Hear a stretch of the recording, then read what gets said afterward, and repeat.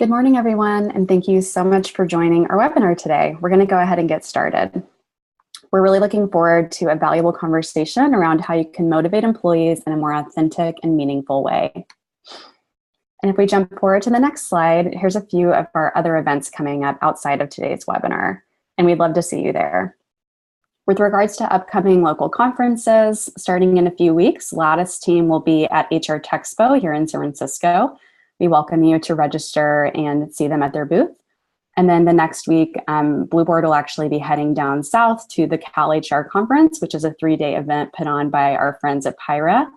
We're welcome to see you there. Please come visit us at our booth, as well as see myself actually speak during the conference. That'll be super exciting. And we are offering a promo code, which is Expo2262, to get $25 off their Expo Pass. Feel free to check it out. And then for anyone based on the East Coast, Blueboard's teaming up with Culture Amp and MBL partners to host a really awesome panel and meetup all around employee wellness and how that drives engagement at your company. Feel free to register via the link here. Otherwise, we'd love to stay in touch. At Blueboard, we just launched a host of new content and ebooks at blueboard.com/resources. And we welcome you to stay in touch with Lattice and join their Slack community at lattice.com/community. So here's a quick view of what we're going to be covering today. First up is why motivation actually matters and how it drives a really positive impact for your workforce. We'll then talk through the difference between intrinsic and extrinsic motivators and talk about how they really manifest in the workforce. We'll then move into strategies for increasing motivation and employee engagement. And lastly, have our guest speaker, Natalie, share some of the best practices that she's actually applied in her role at Sift Science. From there, we'll move into live Q&A. So on that point, a little bit of housekeeping. You're welcome to add any questions along the way into the Q&A box that you see on screen, as speakers will be reviewing those questions in order that they're received during the final section of the presentation. Otherwise, if you have any burning questions, please lean on the chat box. We'll cover those as they come in. Otherwise, the lines will be muted throughout the presentation. So along the way, please keep the conversation going on Twitter. If anything sparks your interest, we're highlighting #motivationmakeover. Feel free to share it on Twitter, Facebook, etc. We'll be keeping the conversation going there.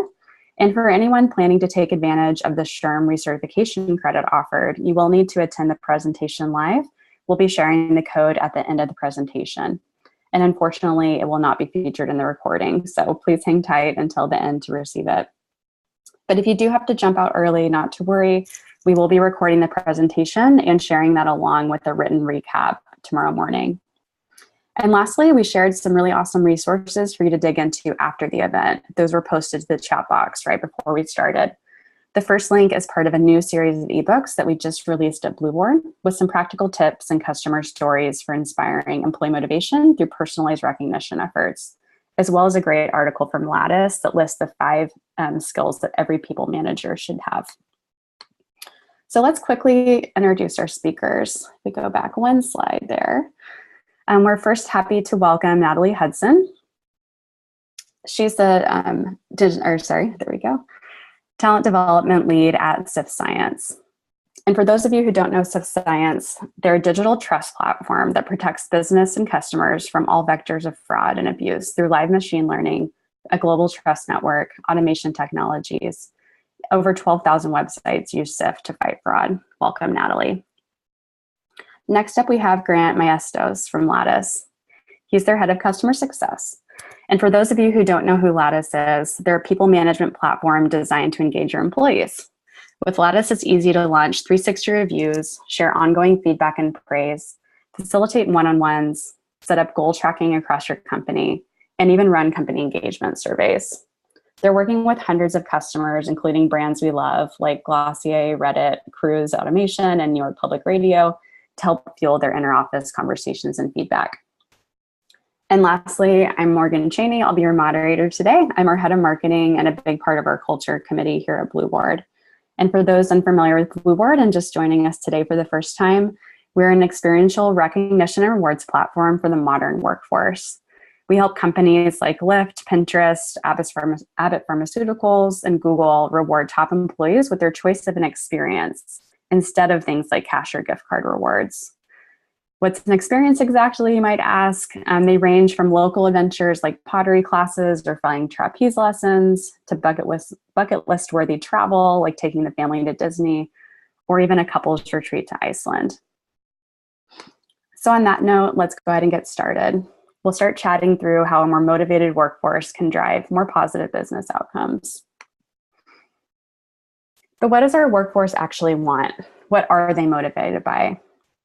With 5 active generations in today's workforce, employees have increasingly different motivators. Here's a quick look at what's driving them based on some recent research from Gallup. We'll first talk about Gen Z, our youngest generation, really entering the workforce just last year. Gen Z is really unique. They were raised in the Great Recession, so they have more competitive appetite than their millennial colleagues. They want to advance quickly. They want the tools and the plans in place to set themselves up for success, with the mindset of having a very swift climb up the corporate ladder. They're also our first generation with ubiquitous access to technology starting from birth. They live life at the speed of a Google search, so real-time feedback becomes a top motivator for them. But they also fall victim to the pressures of social media. They want to put something online that makes them look more adventurous, happier, or cooler than their peers. So when considering your employee reward strategy, remember that Gen Z is highly motivated by social currency, events that produce unique experiences that are ripe for posting on Instagram versus traditional benefits. We'll next talk through millennials. As you know, they'll make up over 50% of our workforce by 2020, so they're a very important target to consider for your engagement strategy. Millennials are motivated by a sense of purpose and connection to the company, because for millennials, it's not just their job, it's their life. They crave personal development with clear paths for progression, but instead of clean dictation on where they need to move next in their career, they prefer a much more collaborative environment and one-on-one coaching from their managers. But as we move to more mature generations, we see the need for work-life balance, job security, flexibility, and benefits begin to take precedence. As retirement age continues to extend, we see the mature generation staying with us longer. This group provides a unique opportunity to train the next generations below them, an important motivator as they leave their legacy.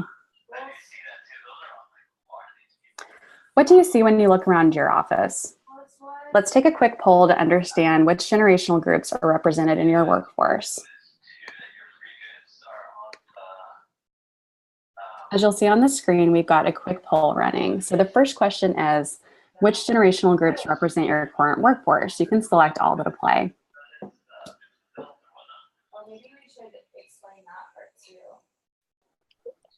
And then from there, which generational segment is the most prominent? So which one makes up the greatest share of your company when you think about headcount?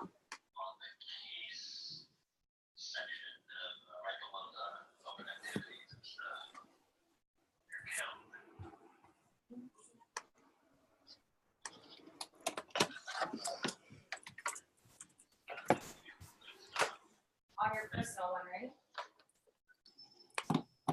All right, we'll give a few quick seconds, and it sounds like someone might have some audio on in the background, so if you don't mind muting, that would be great. Thank you. We're taking a quick roll at our poll results. I'll go ahead and share those on screen. So we're seeing that actually millennials are still making up the greatest percent of our workforce. Over 95% of you have millennials present right now, with kind of a second section filled by Gen X, which is pretty exciting. But when we think about which one's the most prominent, still millennials and Gen X, but we do see Gen Z rising and much more of the older segments like matures in silence and baby boomers starting to phase out, which is pretty cool. So thank you for sharing that. So what we see on screen is really that there is still a very diverse group of people in the workforce. So when we think about motivating these employee stakeholders, it's becoming very clear that one size will no longer fit all. So staying on the slide that we're still on, let's look at just, are people motivated or not in the workforce? And the sad reality is that most employees don't. In the same Gallup report that we just featured, featuring all of the generational groups, we find that just 20% of employees strongly agree that their performance is managed in a way that motivates them, to do outstanding work.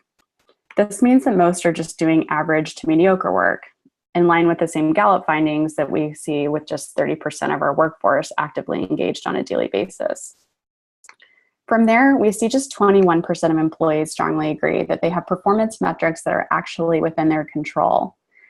What this means is that their directives, goals, OKRs, and milestones are often dictated down from senior management without collaboration or a connection to the purpose, which, as we just shared, does not fare well with your millennial employees. And lastly, a mere 14% of employees strongly agree that the performance reviews they receive inspire them to improve. This means that your managers are probably not effectively engaging with your employees during those performance reviews and helping to focus them towards bigger goals or personal milestones. This makes the performance review cycle a waste of time for all parties involved. Most of us have pretty yucky feelings about performance review cycles to begin with. So if only 14% are inspiring improvement, then we need to definitely revisit the system and our communication plans overall. But what happens if employees actually were motivated? In businesses with highly motivated teams, we see a very direct correlation with two positive business indicators. Profitability increases by 21%, sales productivity by 20%, and output quality by 40%, according to research published by Harvard. And that's just the dollars and cents values for your board members and shareholders. Motivated employees are less likely to leave, which saves you recruiting costs from heavy turnover, and report lower rates of absenteeism, which comes in the form of abused vacation or sick days. And lastly, motivated employees are incredibly contagious, especially when they're within their immediate teams. When their peers see motivated teams that are excited to tackle a new project or arrive to work each day smiling and ready to go, this infectious energy contributes to a more positive company culture and elevates the motivated employees' surrounding network to perform at a higher playing field. If you click just once more on the slide, we'll see a great quote from Peter Martell, who's a senior talent development consultant at HBS. He writes that employees want to feel valued, and the best way to express that value is through investment in the individual. So reflecting on Peter's quote, how can we effectively motivate our employees at scale, given their varied internal motivators, interests, desires, and needs? Before we go further, we'll want to break down the two forms of motivation. They're called extrinsic and intrinsic. It's important to understand both of these. They each play a unique role in your motivation strategy, and depending on the initiative or task at hand, will be more or less valuable. The first form is extrinsic, or external motivators. This comes from outside factors affecting the employee, like money, fame, grades, and praise. When people are extrinsically motivated, they'll perform tasks that aren't necessarily enjoyable in favor of receiving a reward, or on the flip side, to avoid punishment. Examples of extrinsic motivation could include reading a book to prepare for a test, exercising to lose weight, or cleaning your home to prepare for your mother-in-law coming over. On the other hand, intrinsic motivation, or internal motivators, originate from within the individual and relate to their personal goals or their sense of purpose. When you're intrinsically motivated, you're operating from a desire to do something for its own sake. For example, your personal enjoyment of an activity or your desire to learn a skill. Some examples of intrinsic motivation include things like reading a book because you actually enjoy the storytelling, exercising because you want to relieve stress, or cleaning your home because it actually helps you feel organized. But it's important to understand how these actually manifest in the workforce. We talked about some personal examples, like the working out, for example, to lose weight. But what about motivating people in the workforce? Let's start with extrinsic motivators, which are often reward-based and either center around carrots, which might be something that you want to work for, or sticks, something that you want to avoid. In the workplace, extrinsic motivators can be encouraged through initiatives like recognition or praise, whether that comes from the employee's peers or their manager, but most effective when coming from senior leadership, because being seen by senior leadership triggers the fame effect. Additionally, the promise of career growth through raises, promotions, or increased responsibility can be a huge extrinsic motivator for employees. And lastly, employee rewards and incentives, especially ones that offer choice, that are unique and relevant and align with your company culture. And we'll talk about that in the next section in a little bit. Moving on to intrinsic motivators. The main driver here is linked to our younger generation's craving for a sense of purpose. The more you can keep mission and values top of mind and authentically woven into your employee experience, the more employees will feel connected and more internally driven to do right by the company. Learning and development, especially when customized to the employee's unique career path and goals, is another great way to inspire their ongoing performance. And lastly, creating a sense of autonomy and ownership of the employee's work. When something is clearly your own, you nurture it, you take care of it, and you feel pride when it's successful. These feelings are not the same when work is dictated down to you. And Grant will talk more about the art of autonomy and the relationships managers can craft with their employees to foster this in the next upcoming section. So let's quickly look at a scenario where this might come to life. And there's a few different motivators that we'll talk through. We'll kind of click through each one as they come on screen. But the reality is that a daily life of an employee or company is going to have a lot of different motivators at play. So here's a quick story that we can all probably align with. Let's say a front-end developer worked overtime to produce a code patch that saved the company from losing hundreds of customers due to an incredibly inconvenient bug. Some of us on the line are in the retail industry, so imagine this is one of those bugs that hits like the week before Black Friday, the ones that cause mass chaos throughout the company. But this specific front-end developer kind of came in and saved the day. So once that happened and the developer was recognized for their major accomplishment, it strengthened their sense of purpose within the organization, purpose being an intrinsic motivator. Their hard work felt truly seen and valued by leadership, which links to recognition, which is an extrinsic motivator. This encouraged them to continue working hard to deliver an exceptional customer experience, which was a core value of your company's. That links to purpose, which is an intrinsic motivator. This action strengthened their personal brand and reputation as a top developer and overall lifesaver across the wider company. This links to fame, which is an extrinsic motivator. And lastly, it put them on the radar of senior engineering leadership after they had this amazing bug save. So when the next promotion cycle rolls around, they'll be more top of mind. That activates a career growth extrinsic motivator. So before we go on, we're going to take another quick poll. We just chatted through the day of the life of a front-end engineer where they had a great save the day moment, and we had a lot of different motivators pop up on screen. So I'd love to ask you, when you hear, or just to learn more about what types of motivators you're actively focusing on fostering at your company. So I'm going to launch the poll really quickly.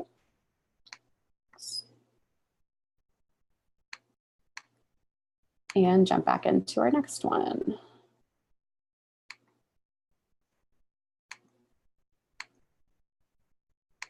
All right.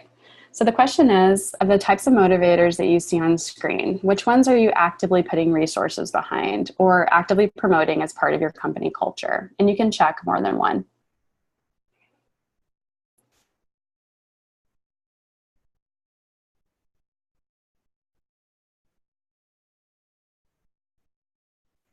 Lots of activity. This is great. So far, we're seeing a lot of people investing in praise and recognition, followed by career advancement and promotions.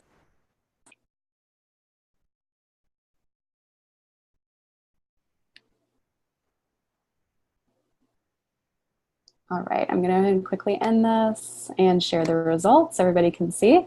So our winner is praise and recognition. That's a big extrinsic motivator, and it looks like a lot of you are investing in that and making that a big part of your culture, which is awesome to see. Next is more around career advancement and promotions, followed by the intrinsic motivator, which is all about connecting to the company's mission, vision, and values, as well as learning and development opportunities. Thanks everyone for participating. Great, so moving on, I'm gonna go ahead and start to pass it over to Grant, who's gonna take us through a few great strategies for really increasing motivation through things that you can bring into even your daily activities or direct down to your managers through things like trainings and leadership opportunities. So feel free to take it away, Grant, and we'll move on to the next slide. Thank you, Morgan. So before we dive in how to motivate people at work and how to get them engaged, let's chat about why engagement is important. Well, first off, engagement is directly linked to business outcomes. According to a 2016 Hay Group study, engaged business units achieve 2.5 times the revenue versus competitors with low engagement. There's a lot to unpack there, but at a high level, happier employees lead to more productive employees. Engagement is also essential for decreased turnover. Companies with highly engaged employees show 59% decreased turnover, and that's a big stat when you consider how time-consuming and expensive it is to replace an employee. So if you can ramp up engagement and retain your current talent, it can have a big impact on your company's bottom line. Lastly, these numbers are a great case for getting executive buy-in for engagement initiatives. Knowing that motivated employees are going to drive your bottom line is the best way to convince your boss to invest in things like manager trainings, offsites, and engagement tools. So how do we get there? The most effective way to engage people is through their manager. We've all heard the common phrase, people leave managers, not jobs. And although it's cliche, it's true. Your managers are really on the front lines of engagement, and it's through everyday interactions like meetings, emails, one-on-ones that they form an employee's perception of work. A good way to think about managers is as coaches, not bosses. Coaches are focused on finding each player's individual strengths and then bringing them together as a group to achieve a goal. Coaches also identify potential roadblocks to clear them for success, but also hold teams accountable for failures. The worst coaches are the ones who try to be the best player at every position. When I look back at my best managers, I think of the managers that helped me build my confidence by allowing me to focus on projects that showed off my strengths, while challenging me with projects that forced me to learn and adapt to my areas of development. Looking back at my experience specifically, one of my biggest weaknesses early on was process orientation. A really exciting and terrifying opportunity came around, and my manager volunteered for me to take the lead on the project. It was stressful at times, and I felt like a fish out of water, but my manager set up weekly check-ins and was there to answer questions and provide me with feedback. That was a huge barrier for me, and allowing me to take on a project that was completely process-oriented increased my skill set significantly and really set me up to take on future projects that were similar. So let's dive into how managers can motivate employees and keep them engaged.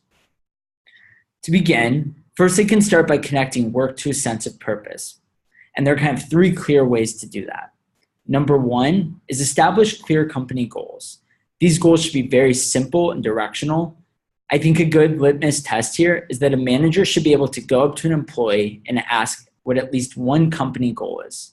If they don't know the answer, your goals may either be not advertised well or not clear enough for employees. When people have a better sense of true north, they will accomplish much more. Number 2, when it comes to establishing purpose, it's also important to show how an employee's work affects the company's product. An example here would be engineers. They're rarely customer-facing, but work on projects that your customers use every day. So if your customer support manager, for example, gets positive feedback about a feature request that was changed for a customer, make sure that's shared with the engineer so they know their contributions are directly affecting the end result. Again, it's about showing where things are in the bigger picture. And lastly, as I mentioned before, it's really important for managers to know their employees' personal goals. If you know your employees want to go, you can develop their individual skills and fulfill that sense of intrinsic motivation.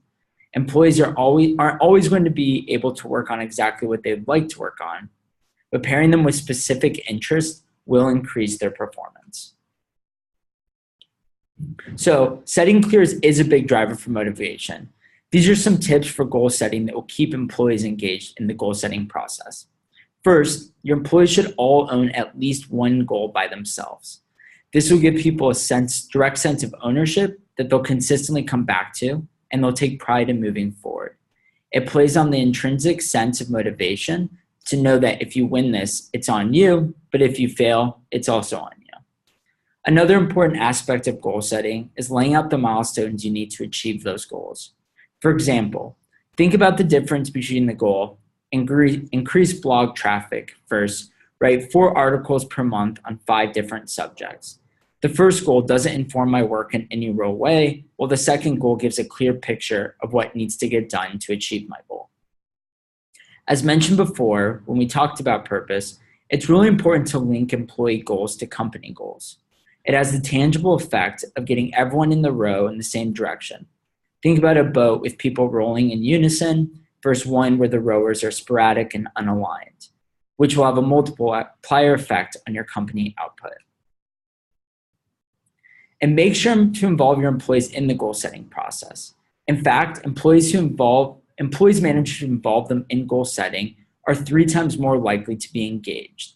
Employee input on goals is really important for motivation because it makes employees more accountable and connected to their own results. On my team, goal setting is more of a conversation. I ask each of my team members to set 2 business goals and 1 developmental goal, so we both agree upon what is driving the business and what is driving them developmentally. It's more of an agreement for what success looks like rather than a rigid standard for success. Another super important factor for motivation is giving your employees autonomy. It's a really delicate balance, and you need to know when to step in and when to be hands-off. Nothing screams, "I don't trust you," like the manager who checks in about a task on the hour, every hour. If it's a task an employee can handle, let them handle it. If they need help, offer guidance, don't micromanage. Learning how to let your employees be autonomous is also an important skill for managers because it helps boost their productivity. Managers can allow their team to take on projects that would normally fall on their desk. It shows confidence in employees while freeing up managers' time. And let's actually dive into what autonomy is and what autonomy isn't. Because as I said, being hands-off is good, but managers don't want to be so hands-off where they aren't motivating their team. So autonomy is the ability to control the method to achieve results, but is not complete lack of structure. You can think about work methods as an example here. An employee can have the autonomy to decide what tools they're using to work on for a project. They decide the hours they decide to work on it, but managers should still have established parameters for what success on that project looks like. How they get there is more up to the employee. Autonomy is giving employees the power to make their own decisions, but autonomy is not having employees work by themselves in silos. An example here, a sign of a good manager is that it's not about your output, but really the team's output. As I mentioned earlier, the best managers are the ones who understand that they are a strategic coach and not an actual player. Managers are players on their own coaches' teams. And lastly, autonomy is the sense that you are trusted and supported by your manager. It does not mean that your manager is completely absent from your project. Even when an employee is autonomous, they still need to be able to check in with their manager through methods like one-on-one or informally over Slack. They shouldn't feel like they're completely on their own, and they have a support team and their manager if needed. I thought this quote about autonomy was really fitting here. Effective managers establish themselves as resources, making sure to check in on employees while never seeming to check up on them. This quote is actually by Stephen Kramer. And essentially, autonomy is a delicate balance. And as a manager, it's important to know how your team is doing without being overbearing. A great way to strike this balance as a manager would be to have more frequent one-on-one conversations. These are great to check in on how a project is moving along and how employees feel on a weekly basis. The emphasis here should be on progress, not results, which will give you key indicators on where employees need help and where they're succeeding on their own.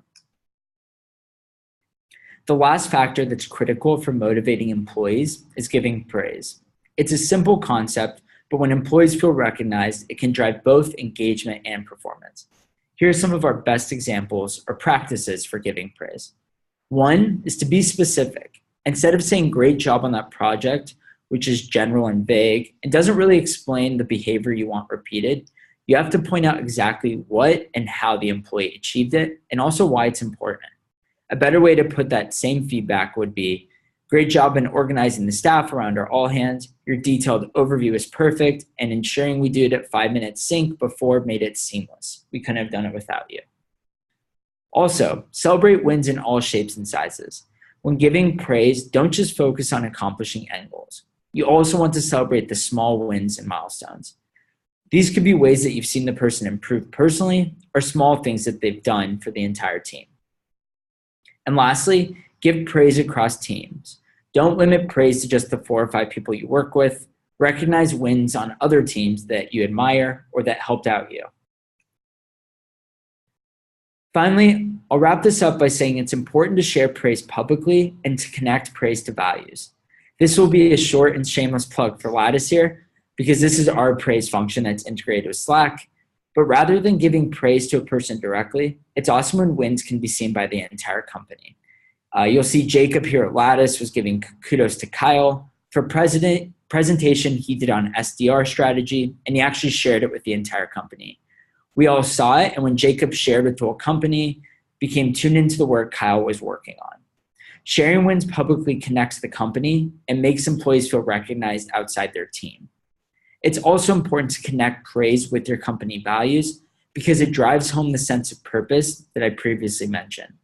You'll see this values listed in the red rectangle. The specific praise was connected to our values of growth and effort, and it's great to be able to see that connection because when it becomes time for Kyle's performance review, his manager will know how Kyle contributed to what our company believes in. Bottom line on praise, we all like feeling recognized. Make praise a habit, and it will help motivate your employees. So that's it for motivating employees to keep them engaged. I'm now going to turn it back to Morgan, who will talk about using rewards as a tool for motivation.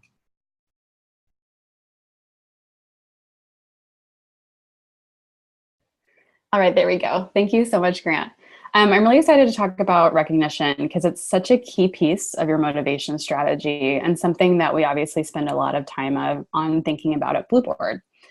It can be activated daily and even verbally in a minute, but we want to talk about now the situations that really are deserving of a paired reward to deliver on that element of extrinsic motivation that we talked about before.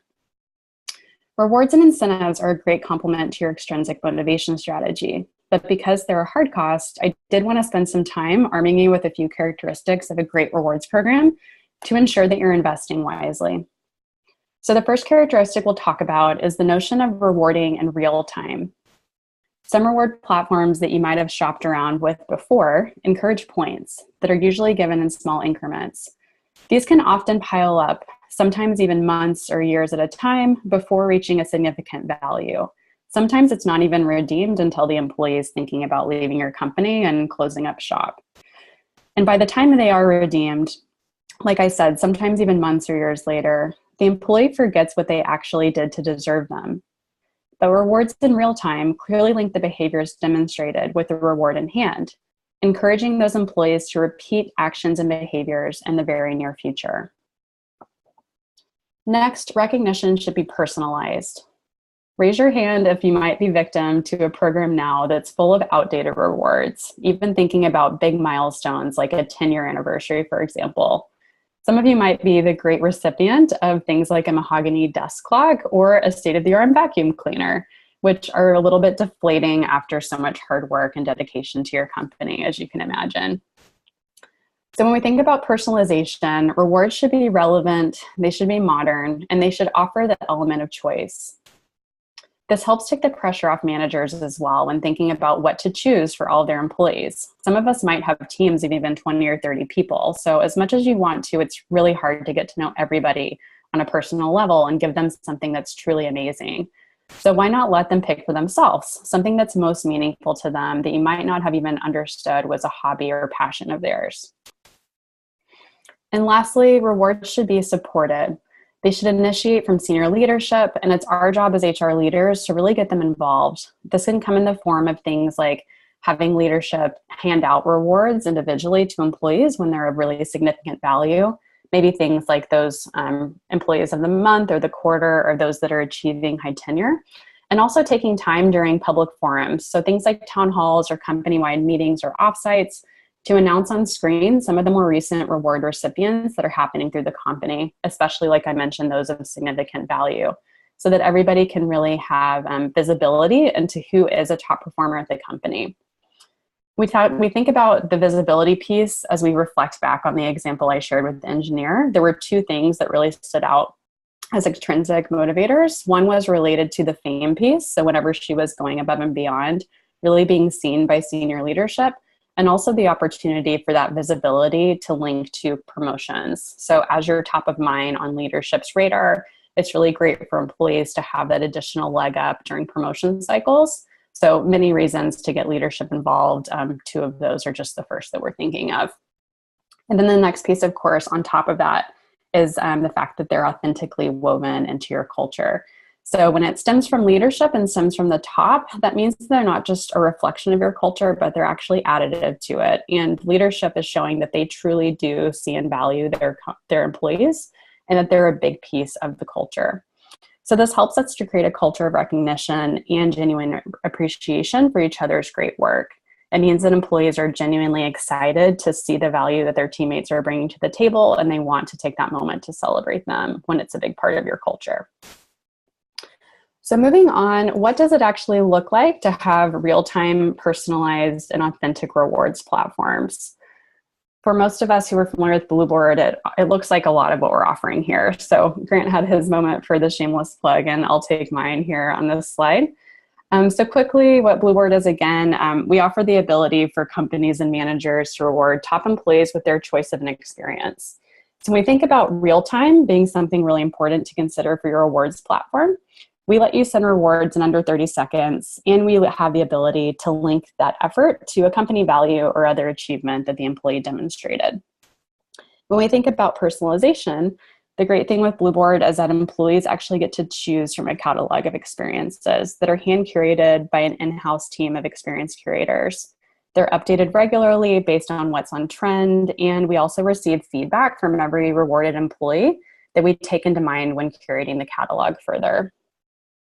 And lastly, they get to work with a concierge rep one-on-one. So we think about personalization, it's not just their choice, but it's also further customizing personal requests to make sure that they feel like a total rock star and that the weight is lifted off their shoulders with regards to logistics. And then thinking about support and authenticity to your culture, what we love about experiences is that they produce amazing recognition stories like those that you're seeing on screen. Families going to Hamilton together, challenging their comfort zones by doing things like a whitewater rafting trip, relaxing and indulging, for example, at a sunset wine cruise, or having dinner with the family, trying hot air ballooning. All of those things are great for building culture and can be easily shared by leadership during forums like town halls or displayed publicly through your walls. And this helps to show that the team truly does celebrate and value hard work, and that they're seen by management, not something that's just hidden, to themselves or with their immediate team, that everybody at the whole company is truly celebrating and value them. So this helps to build a culture that's truly centered around authentic appreciation. So going on from there, I'm going to leave that on Blueboard, and we're excited to introduce Natalie Hudson, like I mentioned earlier, who's going to be sharing real-life examples of how she motivates her team at Sift Science. Take it away, Natalie. Thank you, Morgan. So I'm really excited to have the opportunity to share with all of you some of the ways that we've put these theories and ideas around employee motivation into practice at Sift Science. And so I'm going to talk about it from 3 levels, starting with our company mission and our goals. And then I'll talk a little bit more about our structures and processes at the organization, and then focusing on the individual level. And so we are a technology company, and we are based in San Francisco and have an office in Seattle of about 200 employees and are growing. So with a tech company, it is a very tough competition out there for talent. And we are small but mighty, but we are having to compete against the same bigger and more established companies for the same talent. So our mission to build the digital trust platform of the internet is really what initially attracts a lot of people to Sift Science. So we want to make sure that after people join and get into the day-to-day work and their new routines, and maybe the honeymoon phase wears off a bit, that they're not losing sight and that spark of what initially excited them and the potential for impact into what we are are trying to accomplish as an organization. So we do that in two pretty clear ways. One you'll see on the slide here is through values branding and having visual indicators around our office spaces to keep our mission of trust, our internal company values, and even our company goals that we set. We give catchy names, as Grant was talking about, to keep it simple and something people can remember. We even create visuals and keep those around the office. So as people are going in meetings, walking around, having lunch, taking a break, they are being constantly reminded as to what SIFT is about and what their purpose is here. But obviously that alone isn't going to be enough. It's also, as Ben mentioned earlier in today's webinar, how are you making sure that employees are connecting that day-to-day work with the company goals and filling up into the organization's larger mission? So at Sift Science, we do this in a couple of ways in some large forums, such as our monthly all hands. When we were a little bit smaller, we actually did these weekly, but the all hands are a really crucial time for each function to talk about the state of their goals, what are the things that people are working on, gives other people from other teams to ask questions, and people can start to see and hear about the company's performance and purpose and connecting that work. We also do an annual company offsite. And that gives people an even deeper opportunity to really look at what is the team that they're on doing, how is it playing into the company goals, what's going to fit to take the company to the next level depending on the stage that we're at. And the other piece that we do is OKRs, objectives and key results. Some of you may use those at your companies, but we found that a really effective way for employees to have the projects and works clearly drawn to a company goal, and our OKRs are shared publicly and set up in such a way that they're organized based on the company goals. So nothing on there is just a nice to have. So moving on to the next slide, I'll talk a bit more about the investment of professional development and growth. So this is a very common way employees will talk about motivation. They want to feel like they are continuously growing and learning. The mission certainly attracts people to SIFT, but also a quickly changing environment. And a lot of the new hires I talk to will say, well, you know, my last job, there were a lot of great things about it, but I felt like I just kind of hit a ceiling and I didn't really have more to learn in my role. And so we saw that very clear business case. Grant shared some great data points about how these things aren't just a feel-good, nice to have, but really have a direct correlation to the business outcomes. So SIFT invested in a talent development function a lot earlier than a lot of our peers because we took this very seriously and wanted to think about employee engagement and motivation as a big part of that. So talent development really focuses on providing a mixture of just-in-time resources and learning opportunities, group learning environments, whether that's an internal workshop, bringing in external experts, and even providing one-on-one coaching for employees and also for our managers, since that's such an important relationship. Another way that we think about investing in our employees' development and growth is through these unique experiences. This is a little bit of what Morgan has talked about, of what Blueboard does.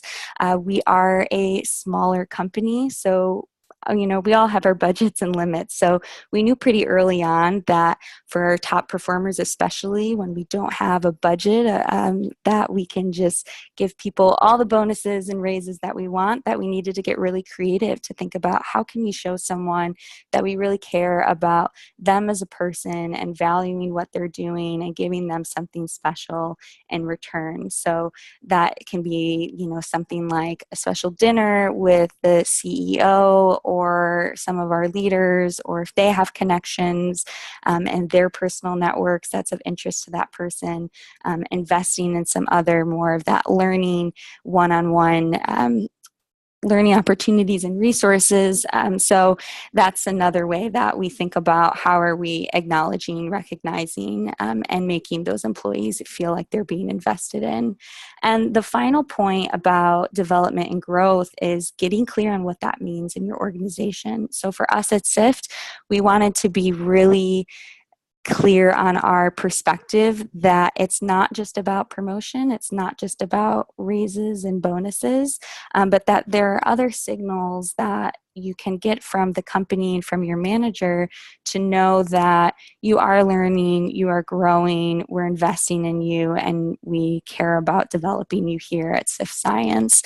And so we have communicated this in a couple of different ways. You know, nothing beats the manager and direct report one-on-one meeting and conversation. So making sure managers have a clear understanding of this and share that perspective.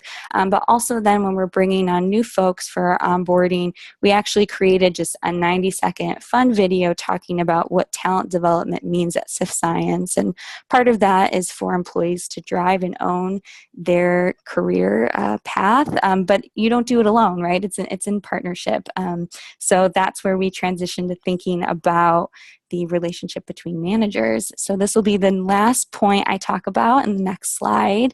Our manager and Grant so wonderfully put it, they are to be excellent coaches, right? That is when a really effective manager thinks about the individuals on their team, leverages their unique strengths, and can push for the best out of them and help them grow. So to make sure that our managers have the right knowledge and skills and tools, we do regular manager roundtables, bringing managers from all types of experience and functions together to talk about a specific topic. So we did one focusing on motivating your employees, since it's such an important one. And this really gave them a wonderful opportunity to hear what works on different teams, what managers maybe have experienced themselves from other managers at previous companies. They can brainstorm ideas and really leverage the power of the group and work through it together, because this can be really challenging for managers. It can be a really lonely position. So we want to give them that support. And the other piece that we focused in this roundtable talking about motivation was the concept of rock stars and superstars. So this comes from Kim Scott's book, Radical Candor. Highly recommend it if you have not read it. It gives some excellent advice about being a wonderful manager, but it is not exclusive just to managers. And she spends an entire chapter talking about the importance of understanding what motivates each employee. And the purpose that I wanted to call out about this rock stars and superstars framework is because as a manager, it's important that they understand and appreciate that each person might have different growth trajectories, and that gets at different intrinsic motivations. So you might have someone who is looking to have some very quick, steep growth trajectory. They want those big projects, new challenges, so they can keep moving up in their career. And someone else, though, might want to be more of the internal expert on something. And there's different ways you can challenge that person, so just making sure that they're not applying the same assumptions and their own preferred framework to all of their employees. I think especially in our environment at Sift, we have a lot of those superstars, right? Everyone here is so talented and brilliant and always looking for a challenge.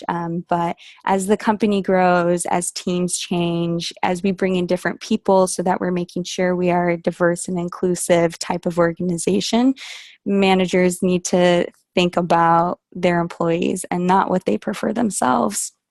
And then the last point that was really important for our managers is actually giving them a conversation map, essentially, to have these developmental conversations with their employees. And this is something that is part of the review process, but also just part of the day-to-day experience here in our culture of continuous improvement. So on this last slide, I'll show you an example of some of these coaching questions that we provided with our managers. And this is a great tool if you, someone on your team, or even a friend of yours at work work is unsure about, well, I don't really know what motivates me. For some people, that's a really tough question to answer. And if you really want to get at some of those intrinsic motivations we're talking about, it takes time and reflection to dig a little deeper. And so this is a 5-question framework that keeps it really simple. And again, a great coach, they're not coming with the answers, but they're asking the powerful questions so that the individual is surfacing the answers for themselves. So this is asking someone to describe a meaningful accomplishment and in their career, but it really could be any avenue of their life. If they have other types of projects outside of work, volunteer, but something that is meaningful to them, meaning it's not what they think their manager wants to hear or what other people would say is a meaningful accomplishment, but it needs to be really personal. And so asking them, what is that experience that you're most proud of? What was the challenge? To have them talk about the outcome, also getting specific about what skills and behavioral qualities did they use. And these things might be hard for them to come up with because a lot of times people's strengths will be natural to them and they don't see it as a strength. So helping to draw those out from the individuals can be really important. And then also, what was enjoyable about that experience then? Why is it meaningful? Why does it matter? Why does it stand out in that person's mind? And if you do this over a few different of those accomplishments and scenarios, they can start to see, and you can help them see maybe some patterns and some common threads, that might be linked to a deeper motivation around some sort of social contribution or influencing other people, the type of impact that they're having, or certain skill sets that they get to use. And then the next step, even further to use this, is not just knowing that, but then as a manager, how can you help them think about developmental opportunities, leveraging these motivators and these skills and talents that will link to the goals and needs of your business? So hopefully this is something that has been helpful and some little tips you can take back to your organizations today. And I will now pass it back to Morgan, and she will do a little wrap up before we jump into Q&A.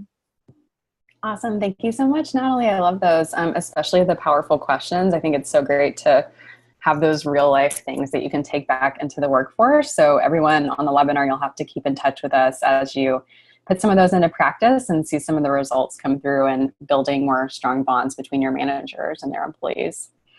So just to wrap us up, we're going to move into Q&A after this. So I posted a note into the chat, but feel free to get your questions rolling. We'll have those served up right after this slide. But our first takeaway as we think about wrapping up the day is that, as Grant shared earlier, managers are really key to winning an employee motivation, and we want them to become coaches, not bosses. We saw that being especially important with millennial employees as well. They want that one-on-one collaboration. They don't want to be directed. They want that coach, not the boss. The second learning is that managers should focus on checking in versus checking up. And that ties back to the motivator around autonomy, which really helps people feel like they're owning their own impact and charting their own course with their career development. Next up is the idea around recognition and praise that should be personalized, authentic, and delivered in real time. We talked about, especially with real time, how important it is to connect that behavior or action immediately to the recognition moment, so that employees understand what good behavior looks like and that they can continue producing those behaviors again in the very near future. Next, we'll look at different ways that you can inspire growth opportunities because, as Natalie mentioned, not all of us have the budget or the ability to hand out raises and promotions constantly. So it's time to get creative with other ways that people can have those growth opportunities. So things like lateral moves, potentially moving into a new role with the same seniority but trying out a new team, or even having increased access to responsibility. So as an employee might, in some of those questions that you ask them during a one-on-one or during a performance review, raise their hand to maybe be part of a new project or to help out maybe your boss's boss, for example, with some slides for a presentation or maybe pulling some research. Those are really great ways to help them flex new skill sets and contribute to a more broader purpose for the company. And then lastly, empowering and training managers to ask those really powerful coaching questions to help motivate them. The questions like Natalie posed are a great way for employees and managers to just spend some time breaking down the barriers and really learning more about each other. And from there, based on those questions, it's a really great tool for managers to then work on development plans along with the employee to make sure that everybody's aligned and in the right direction for career growth. Great, so we're going to go ahead and move into Q&A. The lines are open with regards to accepting written questions, so we'll let those populate for a little bit. And just a final kind of reminder that yes, we will be sharing the presentation afterwards. Tomorrow morning, we'll actually have the video recording and a recap with the slides up on our blog. We'll be sharing that out with everybody who registered, whether or not you were able to attend. And while people are adding questions, we actually had a few great ones that came through. A lot of you might remember that I had emailed out after you registered, just asking what you were hoping to get from the content. We had quite a few people write back, so I wanted to share some of those top questions first, just to kick us off. The first that we'll cover came in from Susanna, who is with Macadet Health. She asked that her company, or shared that her company has some issues with more of the junior level employees and their attendance rates. A lot of them are coming to work late or leaving early. They're taking a lot of breaks. So she'd love to learn some motivation tips to really help them stay focused and really be mindful of timeliness and attention to their work. So Grant had actually reviewed this before and had a couple recommendations. So I'll let Grant share his thoughts on that. Awesome, thanks. Yeah, I'd say a couple kind of quick recommendations. The first would be I would recommend that managers actually set team meetings early and early in the week. Obviously, this sets kind of a good pattern and a good habit, for the week. So by kind of setting that precedent early on that, hey guys, we have our team meetings at 8:30 on Monday. It's a really good way to kind of drive accountability and make sure that employees are really kind of in the mindset. The second, and this might feel a little bit rulesy, but I know Lattice, we're a growing kind of startup, and something that we just instituted that actually was pretty well received is we actually created an employee handbook. So it feels very rulesy, but again, it outlines clear expectations and guidelines. And I think it's important for employees to really kind of understand what you're asking from them, because there's really kind of no gray area. So I found that to be an effective way to kind of clearly outline rules and expectations as well. Great, thank you, Grant. The next question comes from Brittany with Last Line. This is a question about flexible working environments, which is probably pretty top of mind for a lot of us. Brittany is struggling because she wants to create flexible work situations, but she also needs to motivate people to actually want to come in more often. Sometimes we create that flexible work environment saying, take care of yourself, do what's best for your own schedule, but then it ends up being that people choose to work from home, or maybe have an alternate schedule more so than we initially imagined. So she wants a little bit more guidance on how she can motivate them, either to up attendance or other ideas along those lines, activity opportunities. So Natalie had a few ideas for her, so I'm going to go ahead and hand it over to Natalie. Yeah, so we are pretty flexible at Sift as well, but actually find that a lot of employees do still come to the office pretty regularly. And I think, it's part of what's been ingrained in our culture, but certain things I notice that really get people are, we do these fireside chats during lunchtime, and usually the CEO or another leader is hosting those. And so it's just a really interesting opportunity to hear from the face or, one of our founders of the company, have a really fascinating conversation with, one of their mentors or just an interesting guest of someone who's a friend of theirs. We had someone from who's on the board of BART come, and so many of us take BART to work here in San Francisco or public transportation. So there was a personal interest in that. So finding, again, those sort of creative, personal pieces that bring people together, that's a little more beyond just regular work and team building. And I know then some other friends who have more of those flexible arrangements say that their teams will have a shared calendar and they will update it so they can all kind of plan on, hey, I see a lot of people are coming into the office on Thursday, I guess I'll come in and join them too. We can all get lunch. It just kind of helps nudge people along. Another way you can use use something of that calendar as having leaders communicate that a day of the week that they plan to be in the office, and having managers and leaders really be your role model for the behavior that's desired. Awesome. Thank you so much. That's really great to hear. And it looks like we're running a little bit close to time. We want to be mindful of everyone, especially for those waiting to get the SHRM PDC. So we're going to answer 2 more. One just came in from Renee. She's asking about, as a rapidly growing company, they're building on an onboarding program. And what would be the top 3 things you would recommend to include to assist in driving motivation as those new hires are starting at the company? So one thing that I really like to focus on, and at Blueboard, we're actually revisiting our own onboarding strategy right now to make sure that we're ready for some rapid growth that's coming up on our side as well, is really to connect people to the mission, vision, and values as early as possible. I saw a really great presentation in Denver a few weeks ago from Beck Chi, who's the VP of Global Talent at Atlassian, which is another San Francisco-based company. They have this great kit that they share with people ahead of joining that includes really fun interactive items. Like, I believe they do a viewfinder, if you guys remember those from back in the day growing up in childhood, that you can view and play around with, that actually presents their mission, vision, and values in a really fun way. But they actually time a few different items that would link to motivators, like an employee welcome gift, for example, or the viewfinder with the mission, vision, and values.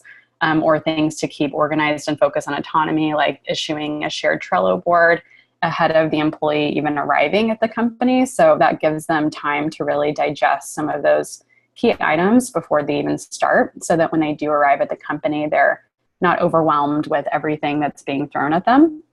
So those were things that I thought were really interesting. But to summarize again, really focusing on the mission, vision, and values very specifically. And at Blueboard, we still have our co-founders take time to present that section for every new hire batch that comes through, so that they see that we do really value our mission and values and keep those a priority, so much that our co-founders take time out of their busy day to walk through that one-on-one with all of the new hires.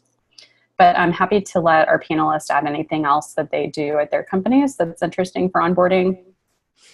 Yeah, I will say a little bit about what we do at Sift. We have a pretty robust onboarding program because we really are thoughtful about bringing on our employees. It makes such a difference. And so a couple of the things that we do is on day 1, there's the typical benefits and technology, getting them set up, but we spend about 45 minutes talking about people and culture and doing an orientation focused just on that, covering our values and the company goals. And again, these things around their development and expectations that they can have at Sift. And then, similar to one of the points you made, Morgan, our CEO still does then a Sift 101 and talks about, the journey of Sift, and gives them an opportunity to really see and hear from our top leader about, their work in this company. And we do that through some other, what we call like Sift EDUs and lunch and learns with other leaders at the business too. Awesome. Great. And we're going to do one last question, and then we'll move on to close up. So the last one came from Philippe, who was talking about more lateral motivation. So I see this a lot, even in my own personal role at Blueboard, but knowing that you might be working cross-functionally with people who are your peers, also things like managers who might be the same level of you. How can you inspire motivation across your peers at an organization, or even have those managers look up to you? And something that I find really valuable just in my own role as a manager at Blueboard is really just showing that you are accountable, showing that you drive results, and really leading with action versus words, so that people might want to follow your lead. We talked at the very beginning about how motivation can be contagious.